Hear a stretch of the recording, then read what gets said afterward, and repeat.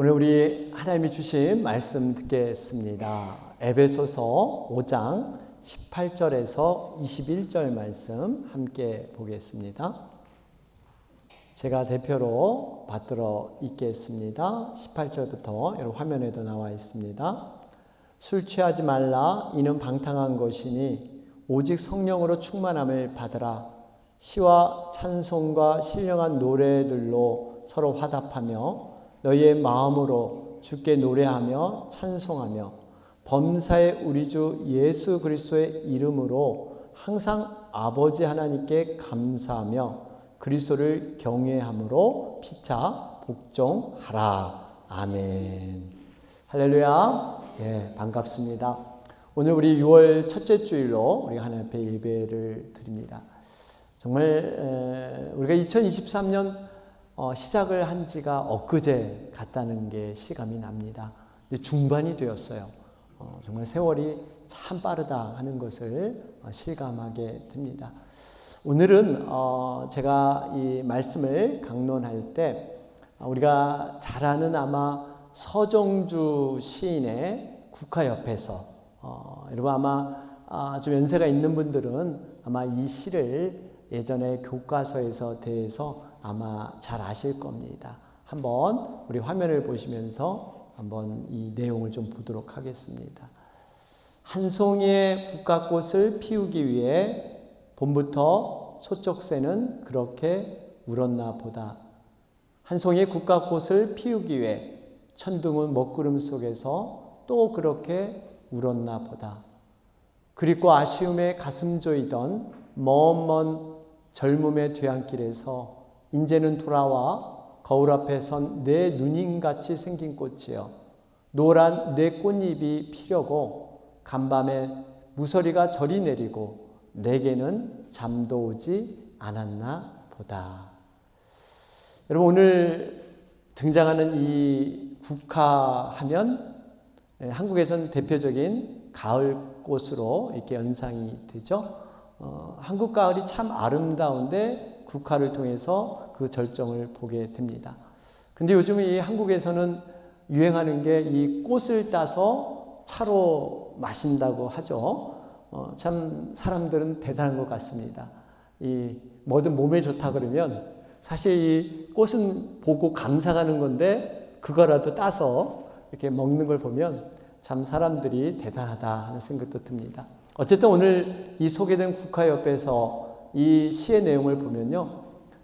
한 송이 국화꽃을 피우기 위해서 거저 되지 않았다는 겁니다. 보이지 않는 소쩍새가 일찍이 봄부터 정말 처량하고 목 놓아서 울었다. 이렇게 설명하고 있습니다. 또 한 송이 국화꽃을 피우기 위해서 천둥은 먹구름 속에서 숨어서 애타게 울었다. 이렇게 고백을 하고 있습니다. 어떤 의미입니까? 모든 것이 어떤 결과가 나타나고 어떠한 것들이 이루어질 때 이 모든 것이 우연이고 어쩌다 자연스럽게 일어난 것이 아니라는 것입니다. 때로는 자신 스스로 잘 몰라도 어떤 존재가 이 자신을 위해서 애타게 끊임없이 인내하며 기다리며 참고 정말 이것을 위해서 애쓰고 있다는 겁니다. 한 생명을 대변하는 미물, 국화는 그런 존재인데 여러분 우연히 피어나는 것 같지만 반드시 어떤 존재들의 수고가 애씀이 있었다는 겁니다.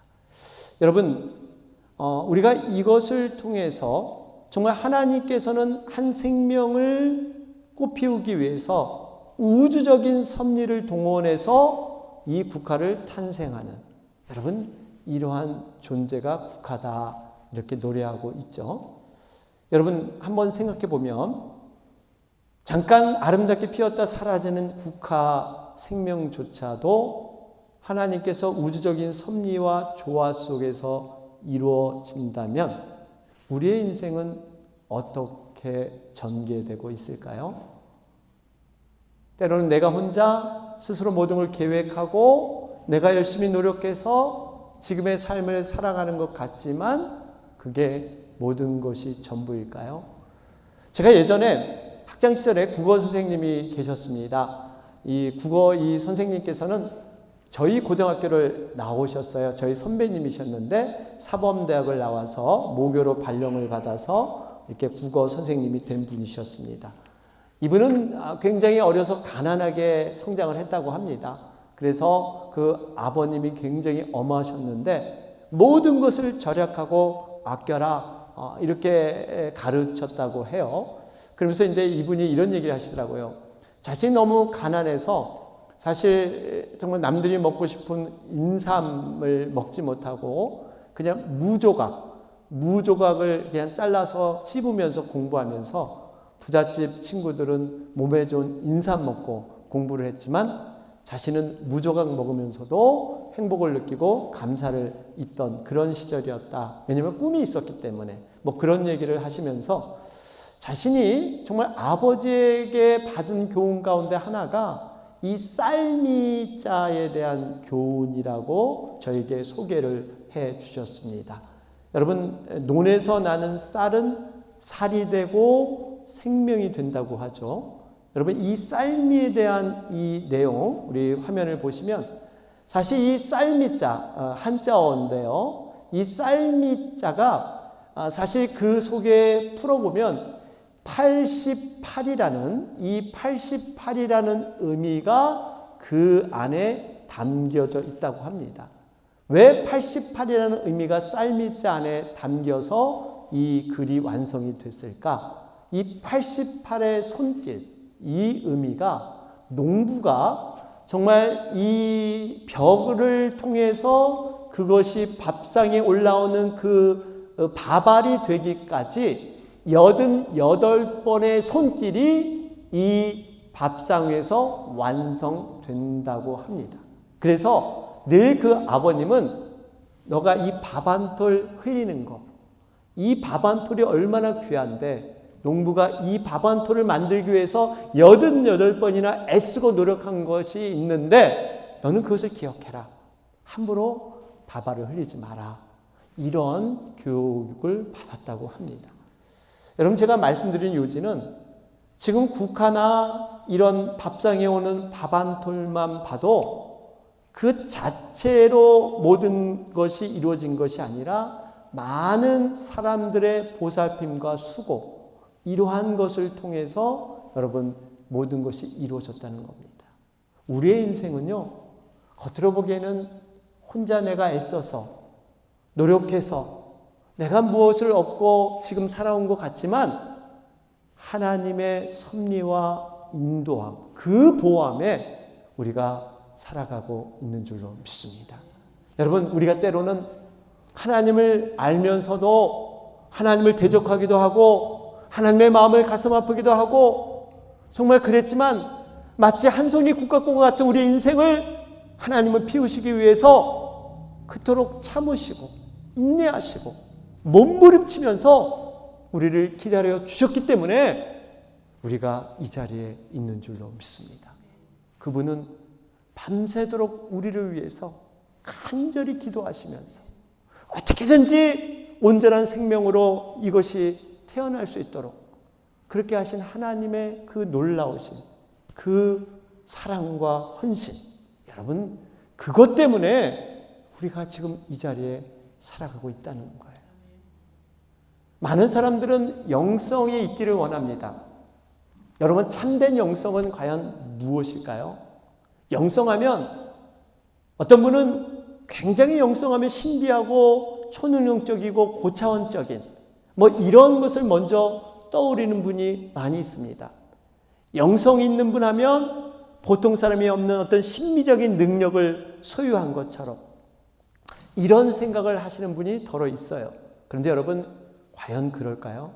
이건 오해입니다. 영성은 가장 현실적인 것에서부터 시작을 합니다. 참된 영성은 하나님과의 친밀성이에요. 내가 현실 가운데 과연 성령님과 얼만큼 내가 동행하는가? 정말 하나님과 얼마나 친밀한 관계에서 내가 현재를 살아가고 있는가? 여러분, 이게 영성의 시작인 줄로 믿습니다. 우리가 날마다 겪고 있는 어떠한 사건, 평범해 보이는 어떠한 상황, 여기서 하나님의 섭리와 인도를 찾아내는 게 영성이에요. 사람들과의 관계에서 하나님의 뜻이 무엇인가, 하나님의 섭리가 무엇인가를 찾는 과정이 바로 영성인 것입니다. 그래서 영성과는 다른 게 아니라 매일 반복되는 일상과 평범해 보이는 삶에서 특별한 하나님의 은혜, 특별한 하나님의 감사 뜻을 깨닫는 것, 여러분 이것이 바로 진정한 영성의 시작인 줄로 믿습니다. 결국 우리 일상생활은요, 하나님과 어떻게 동행할 것인가, 그분을 어떻게 인식하며 그분과 친밀해질 것인가, 그분이 나를 어떻게 보호하시고 인도하시고 이 모든 상황에서 하나님의 그 뜻이 무엇일까, 여러분 이것을 깨닫는 과정 가운데 나오는 것이 바로 감사입니다. 이게 감사예요. 감사는 결코 인생을 자기 혼자 살아가는 것, 내가 노력해서 어떤 성공을 하고 어떤 결과를 얻어진다 생각하면 거기에는 감사가 별로 없습니다. 나와 동행하시는 그 하나님을 의식할 때 비로소 감사하다, 이런 고백을 할 수 있는 거예요. 그래서 여러분, 감사의 고백은 항상 두 가지가 전제돼야 합니다. 첫 번째는 내가 내 인생을 다 운영할 수 없다, 내가 인생을 다 책임질 수 없다, 나는 부족하고 연약한 존재이기 때문에 반드시 나의 인생을 도와줄 손길이 필요하다, 이런 연약함과 겸손함이 있는 자가 감사를 할 수가 있다는 얘기예요. 뿐만 아니라 제가 앞에서 말씀드렸듯이 하나님과 동행하는 사람이 감사를 고백할 수 있습니다. 여러분, 인생은 절대 혼자 살아가는 것이 아닙니다. 정말 우리가 예수님을 나의 구주로 고백하고 정말 우리의 죄를 인정해서 구원받은 백성이면 이제 하나님의 자녀가 되는데, 여러분 자녀라는 것은요, 부모님으로부터 보호받을 수 있는 이런 권리를 얻는 자들이 자녀입니다. 이게 특권이에요. 그러니까 하나님이 우리의 아버지가 되셨다는 것은, 내가 그분의 자녀가 됐다는 것은 그분이 우리를 보호하시고 우리를 지켜주시는 이러한 놀라운 일을 행하게 하실 줄로 믿습니다. 그렇기 때문에 그것을 깨달은 자가 감사할 수 있는 거예요. 다시 말하면 내 인생은 부족하지만 우리 하나님 아버지가 내 인생에 관여하여 주셔서 선한 것으로 이루신다라는 이 경험을 한 자가 진정으로 감사를 고백하게 되어 있습니다. 여러분, 우리의 일상이 거저 주어지는 것 같지만 절대 그렇지 않습니다. 저도 일상에서 감사한 일이 얼마 전에 있었는데요. 제가 좀 부끄러운 얘기를 좀 드리겠습니다. 제가 이게 운전을 하는 습관 가운데 좀 부끄러운 얘기지만, 이 자꾸 노란불이 켜질 때 순간적으로 건너가려고 하는 이러한 잘못된 그러한 습관이 있습니다. 원래 노란불은요, 이게 지나가는 게 아니라 멈추라는 그러한 신호이죠. 그렇게 배웠죠. 물론 교차로에 들어섰을 때는 노란불이 바뀔 때는 가야죠. 여러분, 교차로 가운데 멈추면 큰일 나죠. 그러나 교차로에 들어가기 전에 노란불이 있을 때는 멈추는 것이 많습니다. 그날도 사실 이렇게 쭉 내려오는 길에서 운전을 하고 내려오는데 정말 교차로가 좁은 교차로예요. 그냥 1차선. 그러니까 순간적으로 한 0.5초 요 정도면 그냥 슬쩍 건너갈 수 있다는 이 판단, 이것이 순간적으로 드는 거예요. 그래서 그날도 이렇게 노란불이 바뀌는데 에이 그냥 가볼까 하다가, 아니야, 갑자기 마음 가운데 이거 멈춰야겠다는 생각이 불현듯 드는 거예요. 내가 그래도 교통 수칙을 좀 지키는 게 좋을 것 같고 안전한 게 좋을 것 같다라는 생각으로, 그러면서 이제 제가 딱 브레이크를 밟지 않았습니까? 그런데 웬걸 바로 옆에 보니까, 저는 이제 이 남쪽에서 북쪽으로 가려 하고 이쪽에서 이제 동쪽에서 서쪽으로 가는, 거기에 딱 경찰차가 딱 이렇게 앞에 딱 있는 거예요. 그래서 내가 순간, 야, 하나님이 은혜를 주셨구나. 내가 이 못된 습관이 있으니까 이번에 좀 깨달으라고. 와, 제가 갔으면 이거 여러분 요즘 뭐 이 신호위반 거의 600불, 700불입니다. 그 교통 뭡니까 교육까지 받아야 되는데 와 거기에 딱 서 있는데 왜 이렇게 마음이 뿌듯한지 그냥 제가 뭐 따로 돈을 안 벌어도 이거 돈 벌었다. 이거 그냥 거저 돈 벌었다. 이게 간단한 예지만 우리가 사실 이렇게 일상생활에서 돌아보면 좀 하나님께서 이렇게 깨닫게 하시고 보호하신 게 너무 많습니다.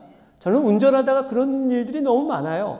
저도 이렇게 차선 변경을 할 때 정말 확인했다고 다 보고 봤는데 어느 순간 그냥 여기서 빵 하면서 정말 아차게 싹 비껴가는 경우.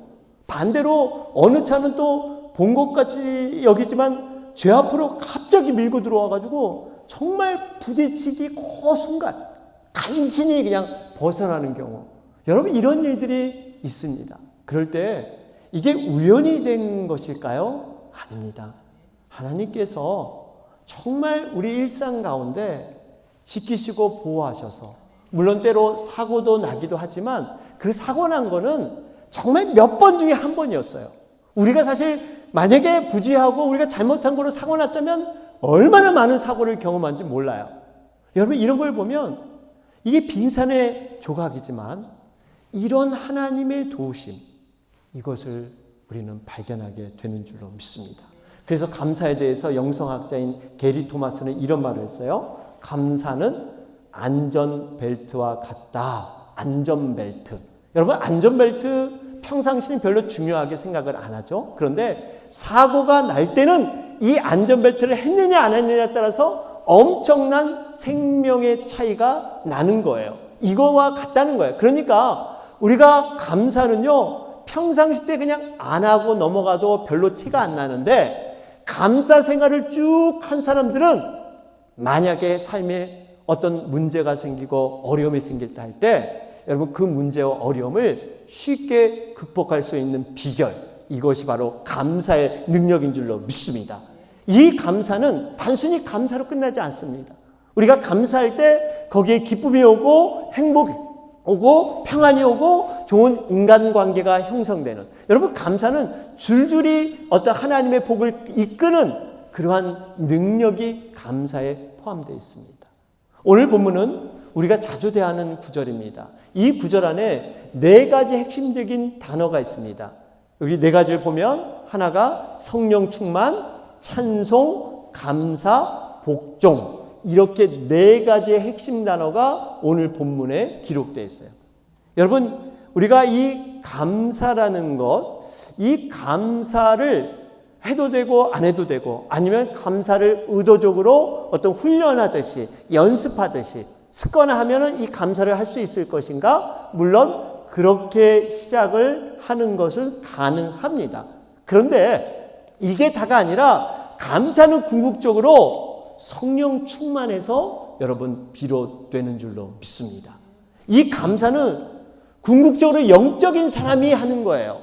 이 영적인 하나님과의 관계, 성령님과의 관계에 동행하는 사람이 이 감사를 궁극적으로 할 수 있다라고 본문은 말씀하고 있습니다. 본문의 18절 보면 술 취하지 말라 이는 방탕한 것이니 오직 성령으로 충만함을 받으라. 여러분 이 성령 충만함을 통해서 찬송이 나오고 감사가 나오고 복종이 나오게 되는 줄로 믿습니다. 성령 충만함을 받아라. 이 성령에 취하라. 여러분 이런 말과 같죠? 그래서 술 취한 것과 성령 충만을 비슷하게 설명을 해놓고 있습니다. 취한다는 것은요 어떠한 존재의 지배를 받는다 이런 의미가 있어요. 여러분 술 취하는 건 술의 그 지배를 받지 않습니까? 여러분 술 취하고 성령 취한 것은 어떻게 보면 현상적으로 비슷한 것 같지만 사실 본질적으로는 너무나 차이가 있습니다. 어떤 차이가 있을까요? 술을 취하면 여러분 자신을 어떻게 해요? 통제하지 못하죠. 근데 성령에 취하면 자신을 통제하게 됩니다. 성령의 열매 가운데 절제의 영. 여러분 절제한 마음을 하나님께서 성령의 은사를 통해서 주시는 통제력을 갖게 합니다. 또 여러분 술을 취하게 되면요, 어떤 이 술 기운에 일시적으로 어떤 자유나 해방이나 어떤 자신의 어떤 이 감동을 느끼기는 하지만 여러분 이 자유는 분명한 거짓 자유입니다. 일시적인 해방감의 자유죠. 여러분 대부분 술을 깨면 어떤 생각이 드십니까? 예전에 우리 정말 술 먹을 때, 저도 세상에서 그렇게 살 때 술 깨면 뭐가 생각이 나요? 후회하잖아요. 어제 내가 너무 과음했어. 내가 어제 너무 마신 것 같아. 여러분 대부분 이런 후회를 하지, 어떤 분이 어제 좀 더 먹어야 되는데, 어제 이렇게 좀 더 내가 더 땡겨서 이걸 좀 했어야 되는데 더 먹을 수 있었는데 오늘 내가 어제 덜 먹었네. 이런 경우는 별로 없으십니다.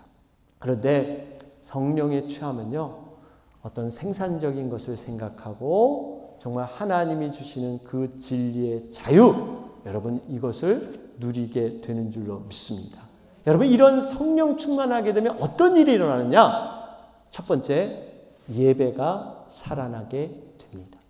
성령 충만한 자는요, 예배가 달라져요. 예배에 대하는 태도, 예배를 함께 누리는 이러한 기쁨이, 감사가 달라지기 시작합니다. 오늘 19절 말씀을 보세요. 여기 보니까 시와 찬송과 신령한 노래들로 서로 화답하며 너희의 마음으로 주께 노래하며 찬송하며. 시와 찬송과 신령한 노래, 여러분 이게 하나로 묶으면 예배입니다. 예배. 그러니까 성령은 우리를 참된 예배자로 이렇게 끌어줄 줄로 믿습니다. 성령 충만한 사람들의 예배를 여러분 경험한 적 있으십니까? 정말 세상에서 아름다워도 순수해도 어떻게 그렇게 순수하게 하나님 앞에 예배 드릴 수 있을까? 여러분 이런 예배가요, 자기만 은혜로 그렇게 드려지는 게 아니라 시와 찬송과 신령한 노래로 서로 화답하는 거예요. 화답하는 거 혼자 드리는 예배가 아니라 함께 공감하면서 영향을 받으면서 드리는 예배를 말하고 있습니다. 성령의 역사는요, 혼자만이 아니라 함께 누리고 체험할 수 있도록 이렇게 이끌어주는 것이 성령의 역사입니다. 이러한 성령의 충만함이 일어나면 예배뿐만 아니라 21절에 또 한 가지 놀라운 사건이 일어나게 되는데, 21절에 보면 그리스도를 경외함으로 피차 복종하라. 이 서로 복종하는, 여러분 예배는 하나님과의 관계라면 피차 복종하는 관계는 사람들, 이웃과의 관계를 말씀하고 있습니다. 여러분 왜 사람들이 서로 관계를 하면서 갈등하고 대립하고 미움이 있고 다툼이 있고 시기가 있고 질투가 있고 왜 이런 일이 일어날까요?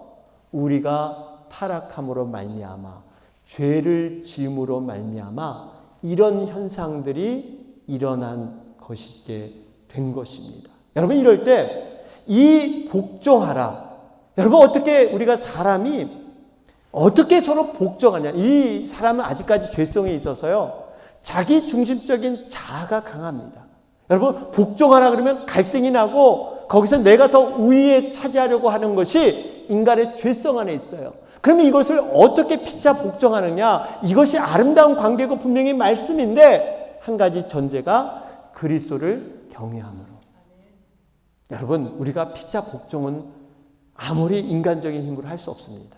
단 한 가지, 그리스도를 복종함으로, 예수님을 정말 귀히 여기고 그분을 두려워하며 그분을 경외할 때만이 서로 내 것을 아낌없이 내어주고 양보하고 이런 섬길 수 있는, 여러분 피차 복종하라. 여러분 이 관계가 정말 하나님이 보시기에 아름다운 관계인 줄로 믿습니다. 그러면서 마지막, 여러분 성령 충만이 범사에 감사하는 삶을 살게 하세요. 오늘 20절 말씀 보실까요? 범사에 우리 주 예수 그리스도의 이름으로 항상 아버지 하나님께 감사하며. 여러분 성령 충만은요, 어려운 상황을 이겨내게 하고 감사를 고백하게 합니다. 감사하려고 의도적으로 노력하는 것도 의미가 있지만 보다 중요한 것은 아예 성령 충만함을 사모하는 거예요.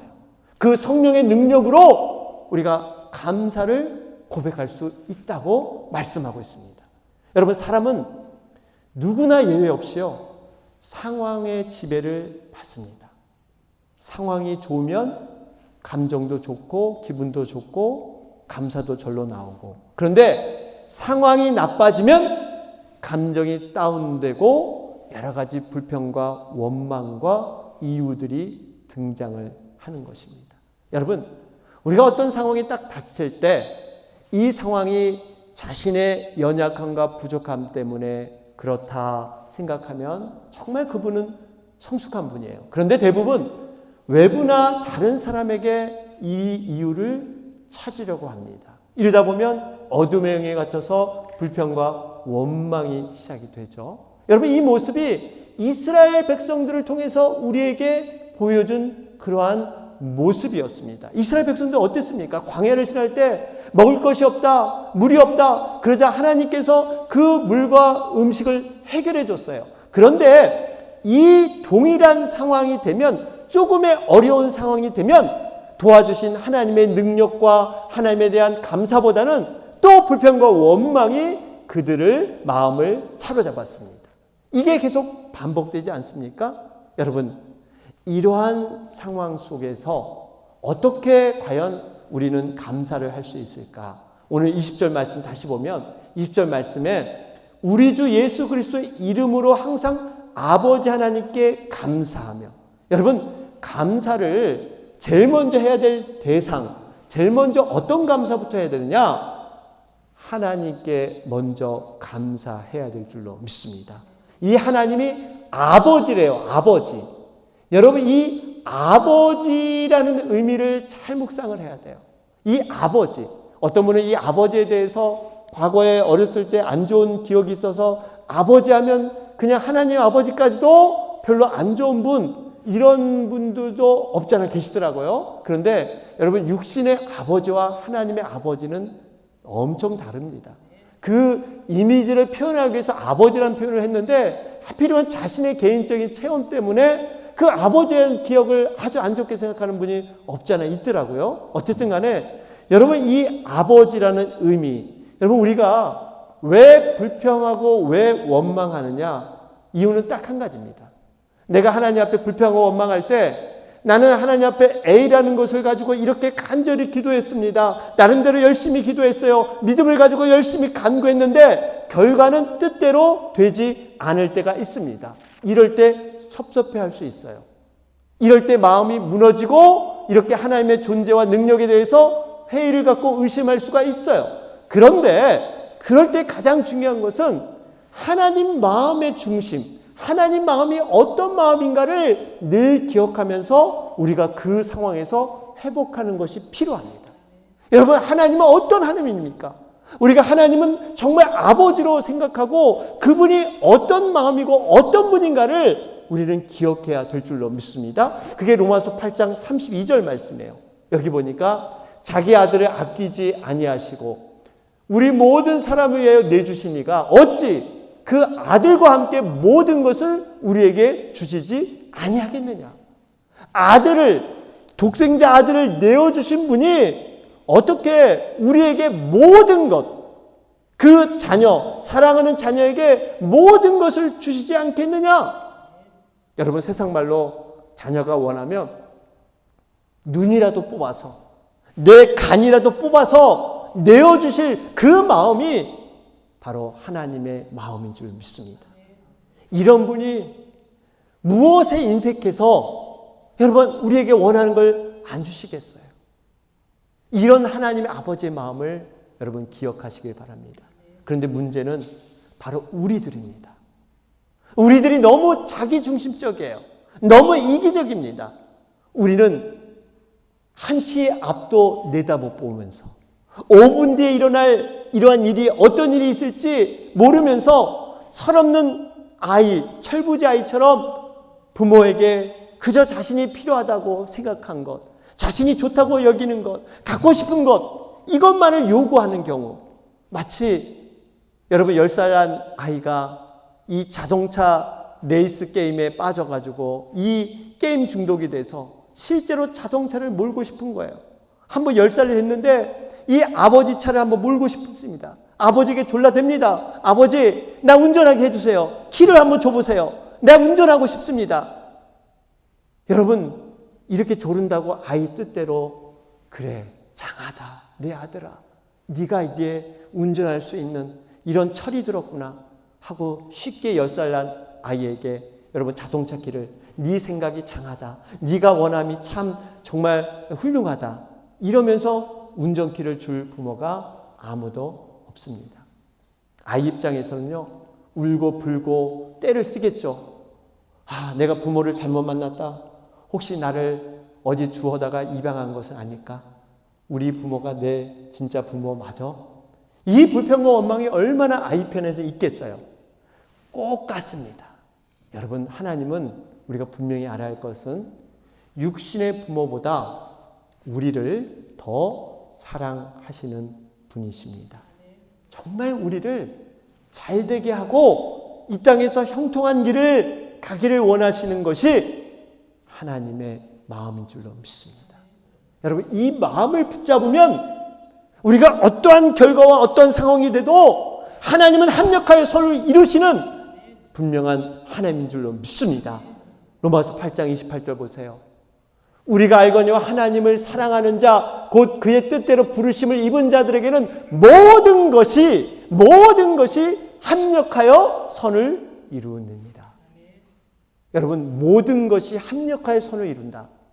이 모든 것은 우리가 생각하기에 좋은 것만, 편한 것만, 이런 것만, 이게 아니에요. 모든 것에는 때로는 내가 보기에 별거인 것 같고, 내가 원하지 않은 것, 그런 것들이 있더라도 결국 합력해서 그 고난과 역경과 어려움을 통해서도 합력해서 선을 이루시는 하나님인 줄 믿습니다.